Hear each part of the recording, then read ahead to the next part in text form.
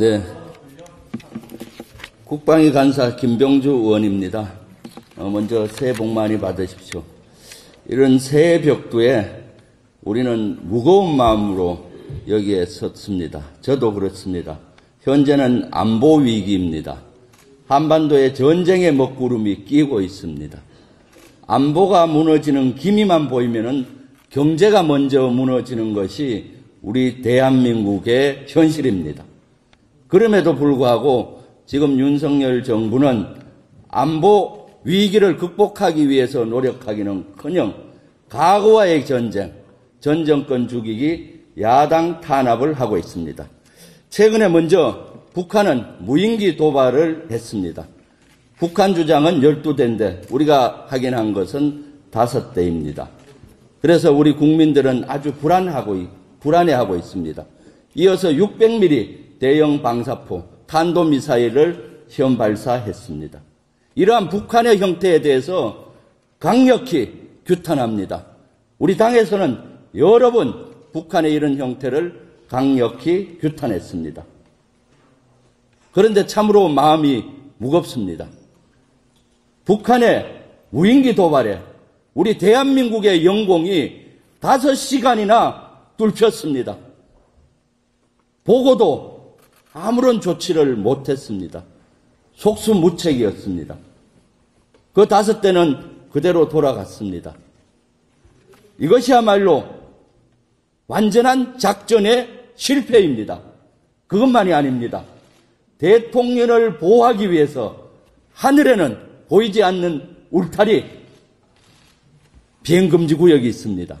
거기까지 뚫힌 것입니다. 그리고 이 무인기가 5대가 우리 대한민국 영공을 다닐 때, 특히 한 대는 서울까지 왔습니다. 한 대가 들어와서 비행한 루트를 보니까 서울 시민 500만 정도가 살고 있습니다. 만약 그 무인기가 자폭 무인기라든가 폭탄을 실었다든가 북한이 강점인 생화학 무기를 싣고 투하했다면 상상 못할 우리의 피해가 있었을 것입니다. 그 피해는 우리 국민들에게 고스란히 돌아가는 것입니다. 그럼에도 불구하고 윤석열 정부는 이에 대한 후속 조치에도 여러 가지 문제를 낳고 있습니다. 처음에는 이러한 후속 조치 과정에서 여러 가지 거짓과 또는 축소, 은폐 기미가 보입니다. 최초에는 국방부가 서울 북부 지역을 무인기가 갔다고 했습니다. 국방위를 열어보니까 서울 북부 지역이 아니라 서울, 은평구, 종로, 강진구까지 갔다 왔습니다. 그걸 은폐한 거죠. 그리고 또한 우리 당과 특히 제가 비행금지 구역을 침범할 가능성이 많다라고 제의를 했죠. 그랬더니까 아니다라고 얘기했습니다. 그리고 그 주장을 하는 저를 이적행위를 한다고 했습니다.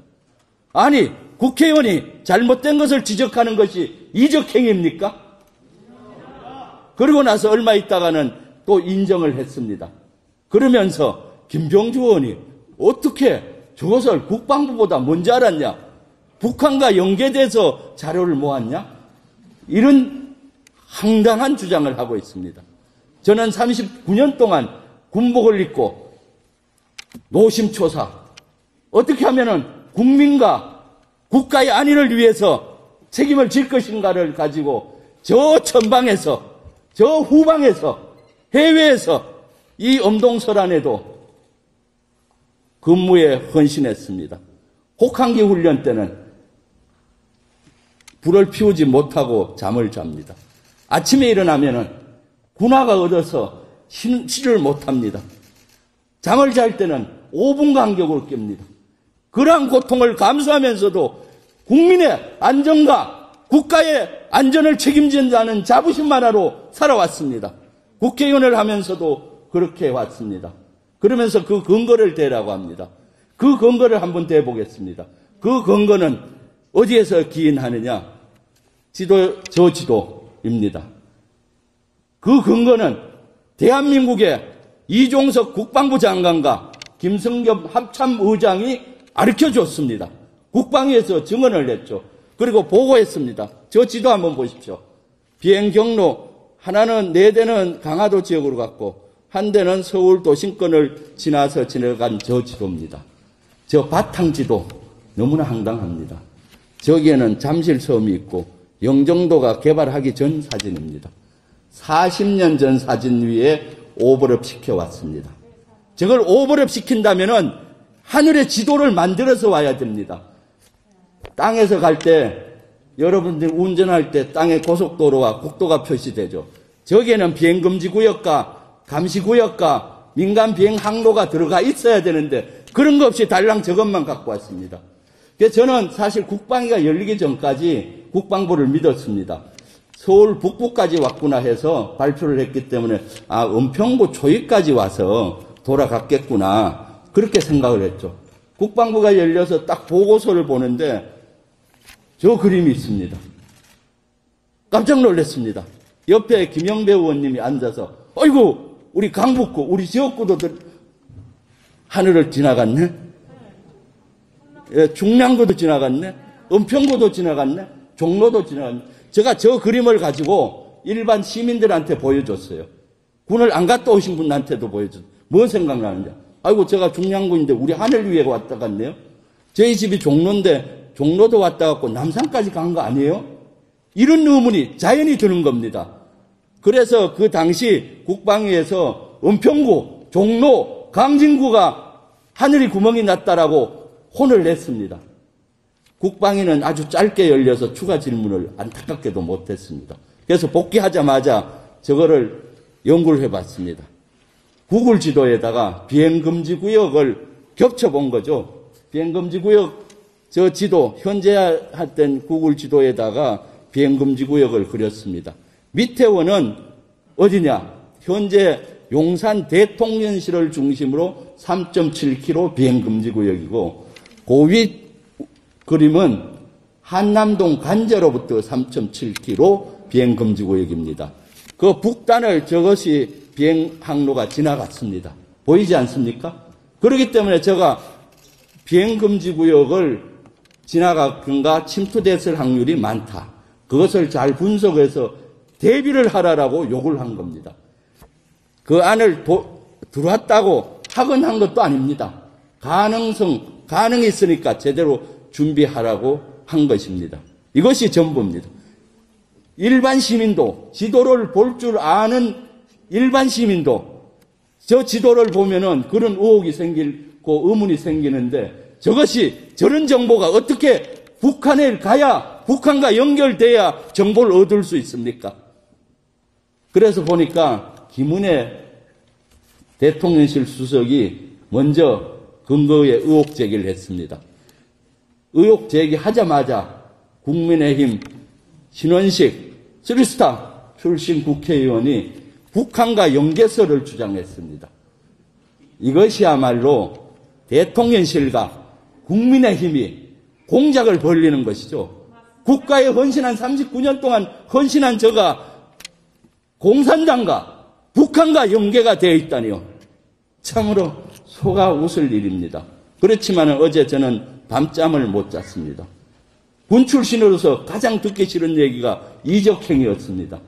이적행위 한 적이 없습니다. 어떻게 하면 국가에 이익을 줄 것인가 국민만을 생각한 저걸 이적행위라고 했습니다. 그것까지는 감내했습니다. 그런데 간첩으로 몰고 있습니다. 그래서 저는 과거에 진짜로 운동권에 계시는 분이나 또는 노동운동 하신 분이나 많은 분들이 이렇게 해서 억울하게 간첩으로 몰렸겠구나. 밤잠이 안 왔습니다. 이런 사회를 만들지 말아야겠다. 저는 더 의지가 불탔습니다. 윤석열 정부와 맞서서 윤석열의 독재 정권과 맞서고 윤석열 정부가 국민의 자유를 억압하고 공작을 하는 이런 윤석열 정부와 저는 육군 사성장군 예비역 출신으로서 죽음을 각오하고 국민을 보호했듯이 정치 일선에서 죽음을 각오하고도 싸워야겠다는 결심을 했습니다. 그래서 저는 지금도 공격력을 조금 보여줬지만은 앞으로는 더 강한 공격력으로 윤석열 정부를 견제하고 우리 국민을 지켜내서 안보 위기, 경제 위기를 극복하겠습니다. 여기 계시는 이재명 대표님과 우리 여러분과 같이 이것을 꼭 해내겠습니다, 여러분.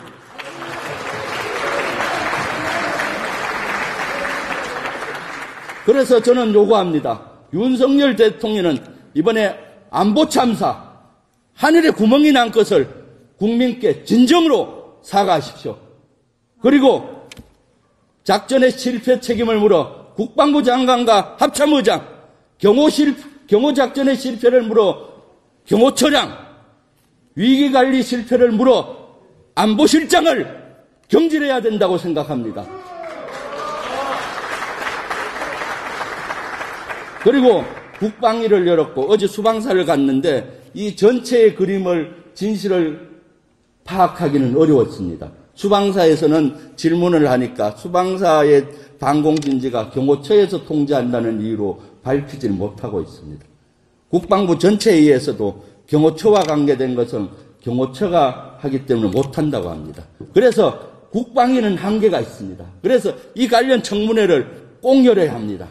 그리고 국정조사를 해서 이것을 명명백백히 밝혀야 합니다. 그래서 국민들이 마음 놓고 생업에 종사할 수 있는 나라, 그런 나라, 자유롭고 행복한 나라를 만들어야 되지 않겠습니까?